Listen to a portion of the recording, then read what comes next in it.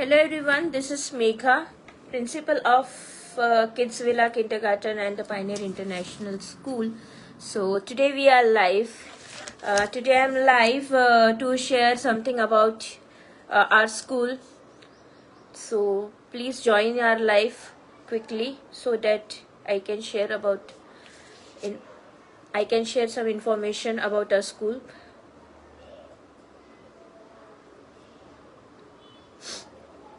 Yes, so today I'm live because admission process is going on. Admission जो process है वो चालू हो चुका है.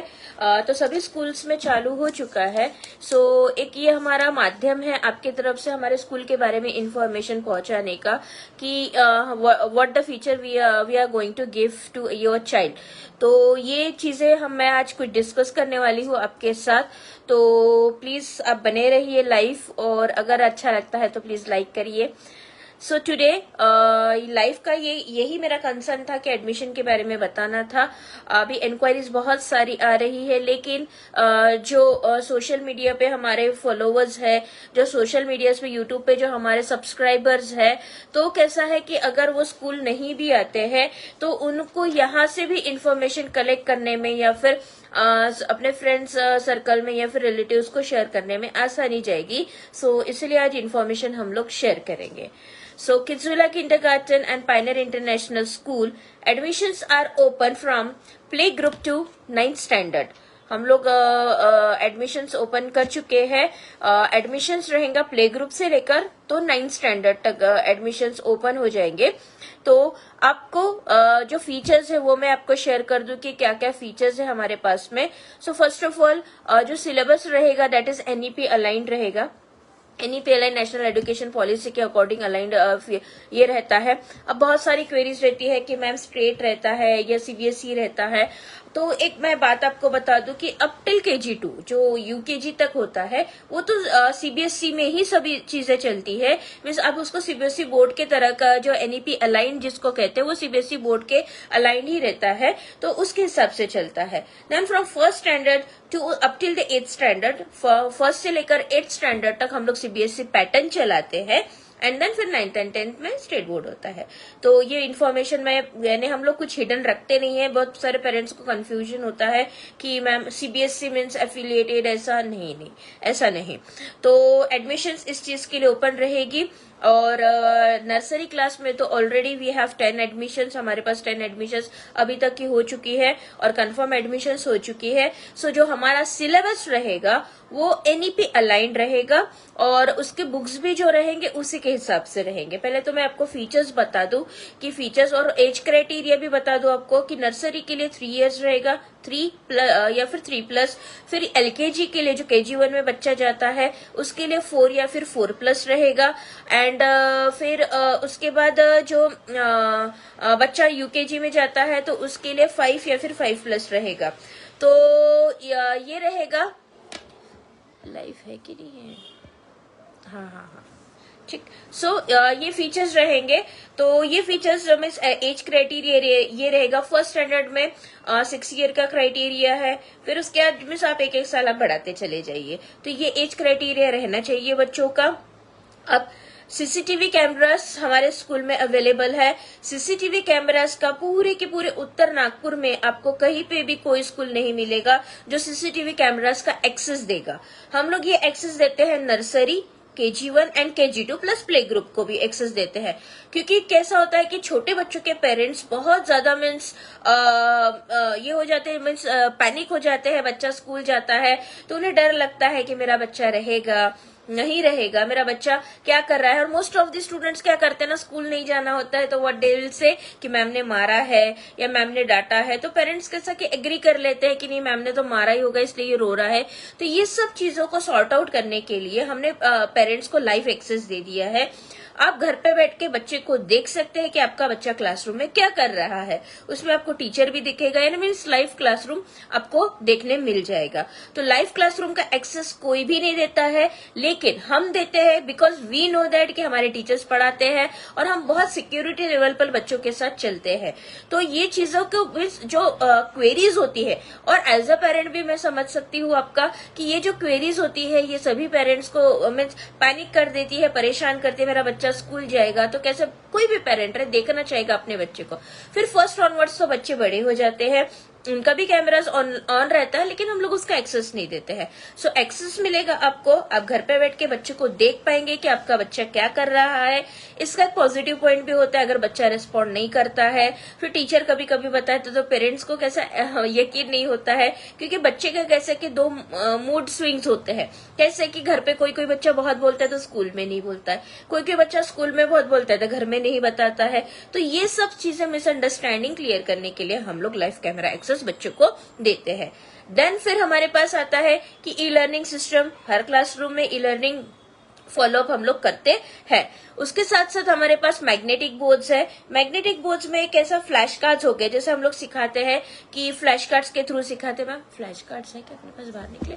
फ्लैश कार्ड्स के थ्रू सिखाते हैं, तो उसके पीछे मैग्नेट होता है और एक मीन्स शील्ड होती है, तो वो फ्लैश कार्ड्स के थ्रू हम लोग सिखाते हैं। जैसे फॉर एग्जाम्पल आइडेंटिफिकेशंस बता दिए और अल्फाबेट्स बता दिए, एनिमल्स बता दिए, जो भी सिलेबस में अवेलेबल रहता है वो सिलेबस के हिसाब से हम लोग फ्लैश कार्ड के थ्रू बच्चों को आइडेंटिफिकेशंस वगैरह बताते हैं। जैसे मैं एक एग्जांपल आपको बताती हूँ कि कुछ फ्लैश कार्ड्स है, कि ये है मेरे पास कुछ फ्लैश कार्ड्स। जैसे फॉर एग्जांपल अब मुझे बच्चों को बताना है कि टॉल का मीनिंग बताना है बच्चों को, तो हम लोग ये फ्लैश कार्ड शो करेंगे। देखिए आप यहाँ पे देख सकते हैं कि यहाँ पे एक फ्लैश कार्ड है। अगर मुझे डिफरेंस बताना है कि टॉल है बच्चा तो कैसा करेंगे, ये देखिए लंबा दिख रहा है बच्चा, टॉल। अब बताना है शॉर्ट, ये देखिए गर्ल शॉर्ट दिख रही है। तो फ्लैश कार्ड के थ्रू क्या होगा कि बच्चों को आइडेंटिफिकेशंस जो है उनको हम जो भी पढ़ा रहे हैं वो क्लियर एक इमेज बनेगी दिमाग में, है ना। ई लर्निंग से भी ज्यादा हम लोग मैनुअली पढ़ाने पे ज्यादा फोकस करते हैं। अब आपको हो गया मैम सब तो जमाना डिजिटल हो गया, आई नो डेट, सबको डिजिटल मैं भी दे रही हूँ, मैं उसका आगे बताती हूँ आपको। लेकिन पहले के इसमें क्या होता था, हम लोग जब कॉमिक्स पढ़ते थे, है ना, जैसे चाचा चौधरी का कॉमिक्स पढ़ते थे हम लोग, और बहुत सारे कॉमिक्स आते थे, तो वो जब हम कॉमिक्स पढ़ते थे वो डिजिटल तो नहीं होते थे, लेकिन वाइल्ड रीडिंग जब हम लोग उसको पढ़ते थे तो उसका एक इमेज क्रिएट होता था हमारे माइंड में, और जो हमारे माइंड का, हमारे जो ब्रेन का जो इमेजिनेशन पावर बनाता था, है ना।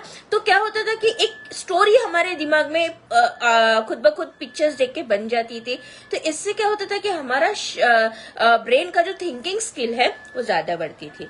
तो वही हम लोग कोशिश में है। देखिए जैसे ये हो गया बिग, है ना, बिग यानी बड़ा पिक्चर दिख रहा है, देन इट्स स्मॉल, तो ये फ्लैश कार्ड के थ्रू हम लोग पढ़ाते हैं। ऐसे बहुत सारे फ्लैश कार्ड्स है, जैसे कुछ अभी देखिए फ्रूट्स के दिख गए मुझे, ये मैंगो हो गया। तो कैसे ना कि कलरफुल पिक्चर्स के थ्रू भी अगर हम लोग बच्चों को बताते हैं तो ये कलरफुल के पिक्चर्स के थ्रू बच्चों को ज्यादा क्लियर रहता है आइडेंटिफिकेशंस, और बच्चे क्लियर आउट हो जाते हैं।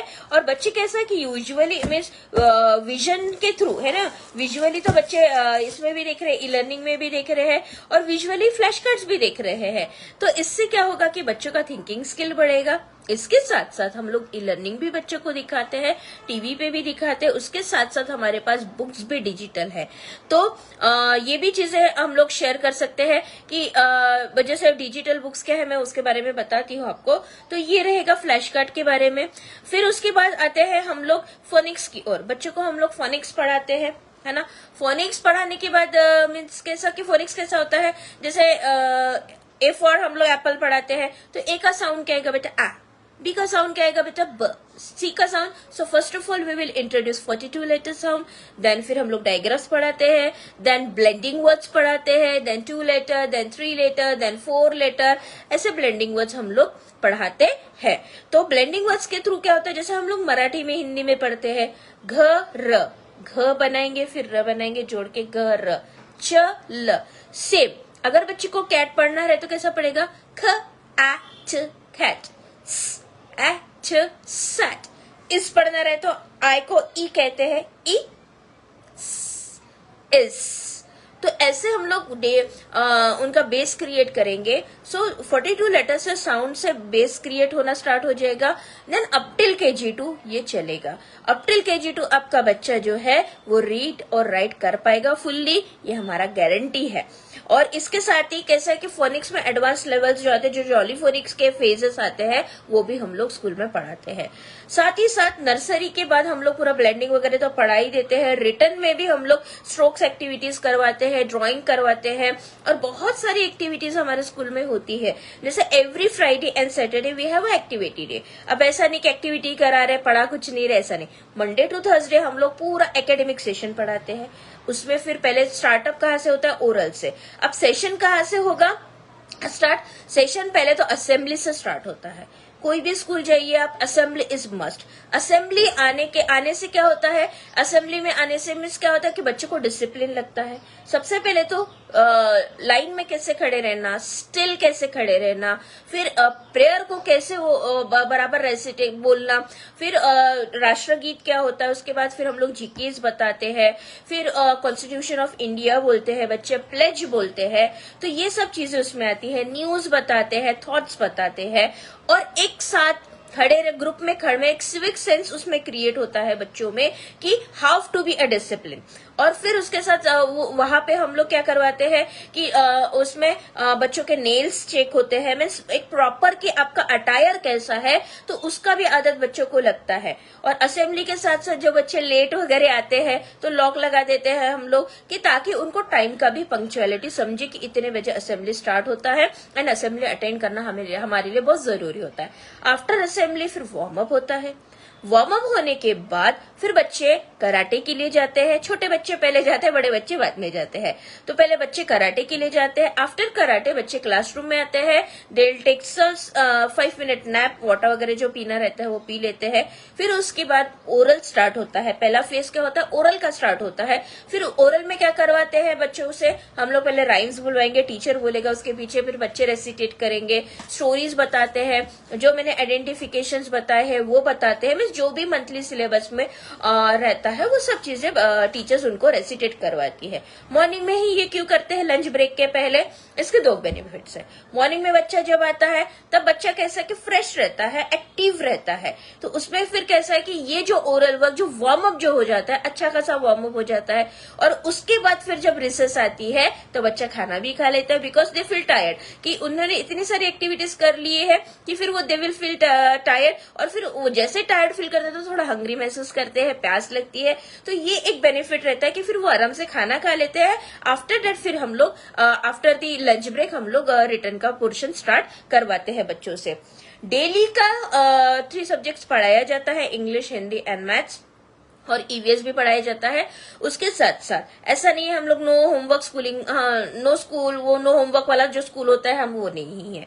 हमने अगर जो क्लास वर्क करवाया है आपको वो होमवर्क भी घर पे करवाना पड़ेगा। अगर बच्चा होमवर्क नहीं करता है तो हम लोग उसका नेम भी मेंशन करते हैं। तो ये ऐसा नहीं कि कंप्लेंट्स करते हैं, it is the awareness of a teacher. ये हम टीचर्स का अवेयरनेस दिखाते कि नहीं हमारे बच्चों ने करना चाहिए, और हमारा मोटिव ही वही है कि हमारे हर बच्चे को हर चीज आनी चाहिए। तो ये हो गया सिलेबस। अगर बच्चा एब्सेंट रहता है तो नोटिफिकेशन आ जाता है कि एप्लीकेशन प्लीज डालिए, और ये सब। तो ये सब चीजें रूल्स एंड रेगुलेशन से स्कूल चलता है। फिर उसके बाद रिटर्न होने के बाद फिर बच्चे थोड़ा सा खेल लेते हैं, जैसे प्लेइंग एरिया थोड़ा छोटा है पर खेल लेते हैं बच्चे, या फिर ई लर्निंग देख लेते हैं। और एक्टिविटीज तो ये सब चीजें मंडे टू थर्सडे होता है। Then Friday and Saturday drawing होगा, या फिर अगर उनसे कुछ एक्टिविटीज हमको लेनी है, अभी recently days of the week का एक्टिविटी हुआ है, या फिर फ्लैश कार्ड्स के थ्रू आइडेंटिफिकेशन का एक्टिविटीज होता है। तो every week we have activities और द कॉम्पिटिशन। तो कॉम्पिटिशन भी होते हैं, तो हम उसके लिए फ्राइडे एंड सैटरडे रखते हैं। कोई सेकेंड सैटरडे, फोर्थ सैटरडे हम लोग ऑफ नहीं देते हैं, बिकॉज वी थिंक दैट कि वो वेस्ट ऑफ द डे होता है। संडे तो ऑफ मिलता ही है बच्चों को वैसे। तो ये रहेगा करिकुलम के बारे में मैंने आपको जो बताया है। कराटे का क्लासेस जो रहेगा वो डेली का होगा। इससे क्या होता है, आपका बच्चे को बाहर में जाकर क्लास लगाने की जरूरत नहीं पड़ती है। कराटे का जो क्लासेस होता है वो स्कूल में रेगुलरली यहीं पे होता है। फिर बीच बीच में हम लोग स्पोर्ट्स इवेंट्स भी करवाते हैं, और ईयरली, ऐसा नहीं कि एक साल स्पोर्ट्स हो रहा है, एक साल एनुअल फंक्शन हो रहा है, हर साल हमारा स्पोर्ट्स भी होता है और हर साल हमारा एनुअल फंक्शन होता है। और एनुअल फंक्शन के बारे में अगर पेरेंट्स जो भी लाइव है, अगर एनुअल फंक्शन देखे होंगे तो लाइक हिट करके बता दीजिए इनको कि हमारा एनुअल फंक्शन क्या होता है, क्योंकि हमारा एनुअल फंक्शन बहुत ग्रैंड होता है। और ग्रैंड की कैसे, उसमें की यूनिकनेस रखते हैं हम लोग। उसमें मेरे जो टीचर्स है, मैं हूँ, हम लोग डांस सिखाते हैं, हम लोग उनकी एक्टिविटीज सिखाते हैं, ताकि, क्योंकि कोरियोग्राफर बुलाते हैं, कोरियोग्राफर ये भी स्कूल में वही पढ़ा रहे हैं, वो भी स्कूल में, तो एक यूनिकनेस हट जाता है। तो बच्चों के पीछे हम लोग खुद मेहनत लेते हैं और बच्चों को हम लोग ऐसा तैयार करते हैं, उनके स्टेज डेयरिंग हटा देते हैं और बच्चा इतना सुंदर परफॉर्म करते हैं। आप ये वीडियोस जो है ये इंस्टाग्राम पे भी देख सकते हैं, फेसबुक पे भी देख सकते हैं, या फिर यूट्यूब पे भी देख सकते हैं। जो मैं बातें कर रही हूँ कि उसमें सच्चाई है या नहीं है, तो आप ये क्रॉस चेक भी इस चीज को कर सकते हैं। और जो पेरेंट्स है हमारे स्कूल में वो बहुत सेटिस्फाइड पेरेंट्स है कि नहीं, मीन्स ऐसा नहीं है कि हम बहुत 100% ही दे रहे हैं, हम बोलते हैं 100%, but we are up to the 90 to 95% हम लोग परफॉर्मेंस हर साल देते ही है। तो ये फीचर्स रहेंगे। उसके साथ साथ बच्चों का यूनिफॉर्म्स वगैरह जो रहता है वही हाई से अलॉटमेंट मिल जाता है आपको, और बच्चों को जो सिविक सेंस है वो भी टीचर्स बताती है। तो कंटिन्यूअस बच्चे के पीछे हम लोग बहुत ज्यादा मेहनत करते हैं। स्टार्टिंग में थोड़ा टाइम लगता है बच्चों को सेटल डाउन होने के लिए, बच्चों को स्कूल को अपनाने के लिए, but once they do that, फिर बच्चे क्या करते हैं, संडे को भी स्कूल जाने की जिद करते हैं। तो इस टाइप का सिलेबस होता है हमारा। अब मैं आपको बुक दिखाना चाहूंगी, ये रहती है बुक्स, इस साल का ये बुक्स है। तो ये बुक्स है, जैसे फॉर एग्जाम्पल अब मैंने एक लिटरेसी लिया है, लिटरेसी मीन्स इंग्लिश, तो इसमें कोर्स बुक भी आएगा और वर्क बुक भी आएगा, ये दोनों आते हैं। इसमें कोर्स बुक आएगा and this is the work book. अब कोर्स बुक में क्या आएगा मैं बताती हूँ आपको। देखिए कोर्स बुक में जो रहेगा ना, ये टोटली एक्टिविटीज बेस्ड रहेगा। जैसे फॉर एग्जाम्पल ए मैंने पढ़ा दिया, देखिए आप यहाँ पे देख सकते हैं, मैंने अगर ए पढ़ा दिया है तो ये नर्सरी KG1 KG2 दोनों में रहेगा, मीन्स तीनों क्लासेस में रहेगा। अब मैंने ए पढ़ा दिया है, एक identification, first of all they will cross the finger over here, तो उनको जो रिटर्न का स्ट्रोक्स है वो आसान जाएगा। फिर यहाँ पे देखिए circle the ends carrying the letter A, उनको एंड साउंड से हम लोग पढ़ाएंगे। तो एंड टू मीन्स देखिए अभी 4 एंड्स है, 4 चीटियां है, 1 2 3 4। अब उनको बताएंगे बेटा please find out which and is carrying a alphabet, कौन सी एंड ए अल्फाबेट कैरी कर रही है, उसको आपको सर्कल करना है। फिर बच्चे बताएंगे बताओ this is no, this is no, this is no, this yes, then they will do the circle. इससे आइडेंटिफिकेशन बच्चों का क्लियर होगा। हर एक इसका है, अल्फाबेट्स के आते हैं, न्यूमरेसी के आते हैं। ये है अभी देखिए लिटरेसी स्किल का अभी वर्कबुक भी है मेरे पास, मेरे हाथ में ही है। पहले तो हम लोग स्टैंडिंग लाइन से वगैरह कवर अप करवाते हैं बच्चों को। अब देखिए यहाँ पे क्लास वर्क, यहाँ पे बच्चे को क्लास वर्क कराएंगे, सेम होमवर्क रहेगा, है ना, क्लास वर्क सेम होमवर्क। तो लिटरेसी का, न्यूमरेसी का, हर एक इसका वर्कबुक रहेगा। अब जैसे कविताज है, राइम है, उसका भी एक बुक रहेगा आपको। ये देखिए यहाँ पे जैसे राइम्स है, see how the beautiful colours, यानी बच्चों को देख के अच्छा लगेगा। ये आपको घर पे ही रखना होता है, हमारे पास एक होता है, हम बच्चों को इधर ही पढ़ा लेते हैं। तो ये बुक्स आएगा। साथ ही साथ ये बुक्स जो है डिजिटल है, ये देखिए आप स्कैनर देख सकते हैं यहाँ पे। इसके ऊपर जब आप स्कैन करते हैं, है ना, इसके ऊपर जब भी आप स्कैन करेंगे तो स्कैन करने के बाद एक ऐप ओपन होगा, है ना, स्कैन करने के बाद एक ऐप ओपन होगा। देखिए ऐप इसका दिया है डिस्क्रिप्शन। सबसे पहले आपको बारकोड स्कैन करना है, फिर डाउनलोड ऐप करना है। जब आप स्कूल में एडमिशन लेते हैं तो इसके बारे में हम लोग एक ट्रेनिंग देते हैं। फिर क्या होता है कि जो बुक में दिया गया है ना, जो बुक में दिया गया है वो बुक में क्या करते हैं कि फिर जैसा बुक में है वैसा का वैसा ही क्या रहेगा कि वहां पे रहेगा, यानी मीन्स आपके इसमें रहेगा। फॉर एग्जाम्पल अभी एक कोर्स बुक है मेरे पास लिटरेसी का, उसका भी मैं बता दूं आपको। देखिए यहाँ पे स्टैंडिंग लाइन, स्लीपिंग लाइन वगैरह सब दिया गया है। तो ये कोर्स बुक है। अब देखिए यहाँ पे जैसे बी का है ना, बी का है तो कैसा ना, आप जब ऐप ओपन करोगे ना तो ऑनलाइन में भी बी आएगा। बच्चा क्या करेगा, मोबाइल के ऊपर ऐसा ट्रेस करेगा तो वो ऑटोमेटिकली बी बनते जाएगा। तो ये ऐप के थ्रू भी घर पे प्रैक्टिस आप इस बारकोड के थ्रू पढ़ा सकते हैं। तो बुक, अब मैंने कहा था कि हम लोग डिजिटल भी है, तो डिजिटल बुक्स भी है हमारे पास। और डिजिटल अगर आप किसी दिन में इस बच्चे को नहीं भेज पाए स्कूल में, बच्चा सिक है, लीव पे है, तो आप इस तरीके से आप ये कर सकते हैं। साथ ही साथ हम बच्चों को सिलेबस बुक देते हैं कि आपको होमवर्क वगैरह करवाने की आसानी बच्चों को जाए। फिर उसके बाद जो टीचर्स है वो टीचर्स बहुत हाईली एक्टिव है, और जो भी सिलेबस जाता है फ्रॉम माई डेस्क जाता है, मेरे साइड से ही जाता है, और जो सिलेबस है वो पहले ही प्रायर अलाइन रहता है। ऐसा नहीं है कि हमने टाइम पे आ गए, हम टाइम पे पढ़ा रहे, कुछ पढ़ा रहे, ऐसा नहीं है। मंथली सिलेबस हमारा अलाइन रहता है। उसके साथ साथ एवरी मंथ छोटे बच्चों का एवरी मंथ सिलेबस जो होता है वो उसके ऊपर हम लोग मंथली टेस्ट लेते हैं। उसके साथ पेरेंट मीटिंग भी होता है। अब बहुत सारे बाकी के स्कूल में क्या होता है ना कि यूनिट टेस्ट लेते हैं, तो वो मीटिंग लेते हैं, सब पेरेंट मीटिंग। तो पेरेंट का कहना रहता है कि मैम आप मीटिंग नहीं लेते, लेकिन एवरी मंथ एग्जाम होने के बाद हम लोग रिजल्ट लगाते हैं, that is the parent meeting. फिर वहां पे हम लोग बच्चे के बारे में डिस्कस करते हैं कि क्या मीन्स बच्चे का परफॉर्मेंस क्या है, क्या नहीं, पेपर शो करते हैं कि बच्चे ने ऐसा किया। और हम लोग ग्रेडिंग्स नहीं देते, ये तो मैं आपको क्लियर आउट करवा दूं। फर्स्ट सेकेंड थर्ड तो हम लाते ही नहीं है बच्चों को, सभी बच्चे हमारे लिए सिमिलर होते हैं, तो हम उसमें ये नहीं करते हैं। फिर पेरेंट्स वो देखकर सेटिस्फाइड हो जाते हैं। तो एवरी मंथ एग्जाम होता है, पूरा मंथली टेस्ट में वो जाता है। ये तो रही छोटे बच्चों की बात। बड़े बच्चों का भी एनईपी ही अलाइंड सिलेबस रहेगा। उसके साथ साथ 1st to 8 तक हम लोग अबैकस के जो क्लासेस है वो फ्री अलॉट करवाते हैं। ये हमारा एडिशनल फीचर हो गया कि अबैकस की क्लासेस हम लोग फ्री अलॉट करवाते हैं। और पूरा का पूरा एनईपी ही रत्ना सागर का हम लोग पब्लिकेशन यूज करते हैं, जो जेवियर्स जैसे स्कूल में यूज करते हैं। वहां की जो जैसे टीचर्स पढ़ाते हैं, हमारी भी टीचर्स वैसे ही पढ़ाती है।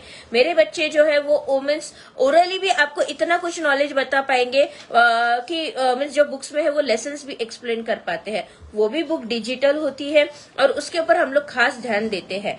अबैकस फ्री जाता है, उनके लिए भी कराटे होता है, ड्राइंग वगैरह आर्ट एंड क्राफ्ट होता है, सभी चीजें उनके लिए भी अलाइन होती है। नेक्स्ट ईयर उनको हम लोग कन्वर्सेशन का क्लास एक एडिशनल करवाने वाले, उसके लिए बुक लगाने वाले हैं बच्चों के लिए कि कन्वर्सेशन का क्लास एक एडिशनल।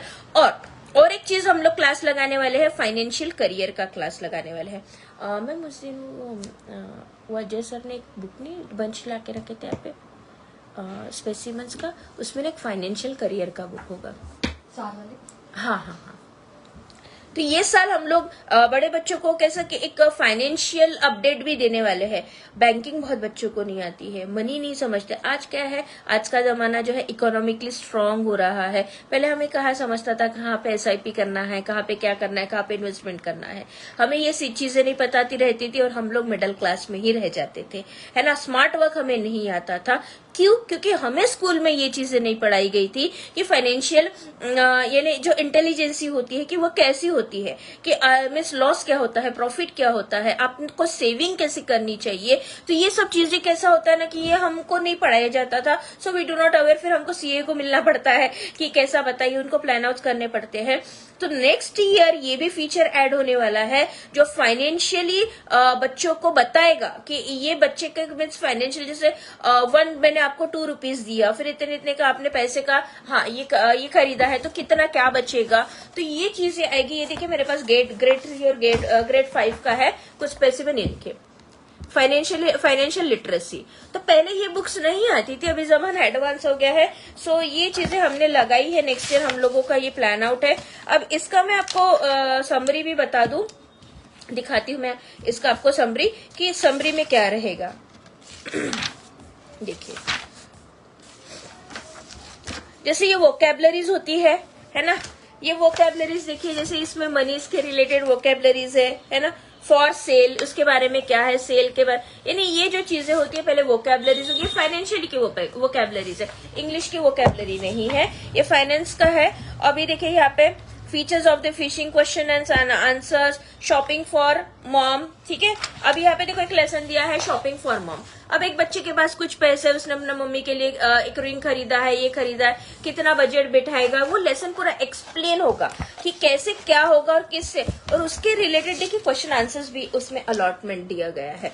तो ये चीजें आएगी। पहले तो उनको मनी के बारे में बताएंगे। ये देखिए ये उसके बारे में बताएंगे, है ना। तो ये सब चीजें उसमें आएगी। जैसे अभी फॉर एग्जाम्पल मनी यानी क्या होता है, डील्स क्या होती है, deal something that you agree to, trade क्या होता है, कॉस्ट क्या होता है, फेयर क्या होता है, वर्थ क्या होता है ना। ये सब चीजें ये फाइनेंशियल इसमें अकॉर्डिंग टू द सिलेबस हम लोग बताएंगे। अब देखिए फॉर एग्जाम्पल 1 रुपए का नोट है, 1 रुपीज का कॉइन है, तो दोनों मिला के क्या बनेगा, है ना, दोनों मिला के क्या बनेगा, 2 रुपीज बनेगा, राइट। तो ये चीजें हम लोगों को यहाँ पे बच्चों को सिखाएंगे और बराबर बताएंगे कि उसमें बच्चों को पैसे कैसे यूज करना है, उसकी सेविंग कैसी करनी है ना। उसके मीन्स अगर हम लोग किसी के लिए गिफ्ट ले रहे हैं तो उसके बजट फ्रेंडली कैसा रहना है ना, सेविंग जार्स क्या होते हैं, ये सब चीजें बच्चों को हम लोग सिखाएंगे। तो ये भी एक एडिशनल फीचर आएगा और इसके लिए हम लोग को एक्स्ट्रा चार्ज भी नहीं करते हैं। टीचर्स को पहले ट्रेनिंग देनी पड़ती है इस चीजों की,